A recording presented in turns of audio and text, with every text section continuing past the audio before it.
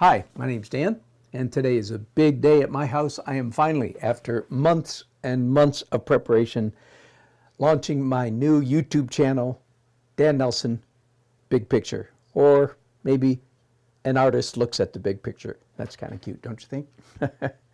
And on this channel, I'm going to be talking about art, music, literature, writing, publishing books, and God, the universe, and everything. So I'm giving myself permission to talk about anything I want to talk about, and that will mean anything you want to talk about. I hope you'll chat a lot. I hope you'll give me a lot of comments.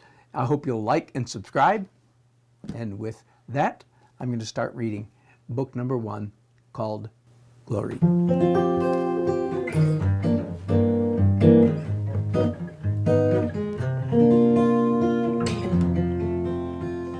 Prologue 1, A Celestial.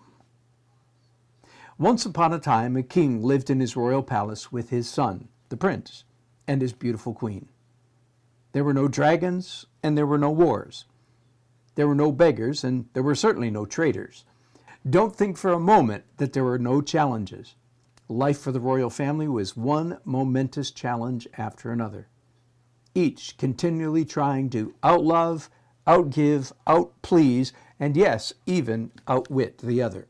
Parties of breathtaking grandeur followed hard, one after another.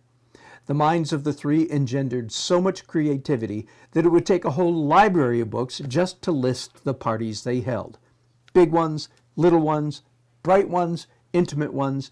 They had sweet, comfortable gatherings and thrilling, hair-raising adventures. They had parties that lasted but an evening and feasts that lasted a century. They filled their days with such color and sound and scent and taste that their hearts nearly burst from sheer delight. Then came the day when the grandest miracle took place. The three sovereigns all surprised each other with the very same party. They each created for the other two not just a new pastime or a new mansion, but an entirely new cosmos. A world of rivers, mountains, lands, and seas, suspended carefully with its own sky and sun into a giant nest of galaxies and stars. It's hard to say how such a surprise could happen. Each member of the royal household did his or her part, yet each part was an utter and delightful surprise to the others. No one of them could have done it alone, yet none knew for sure what the others were doing. It is simplest to say they each were guided by the same unwritten rules, the rules of love and beauty and pure, childlike delight.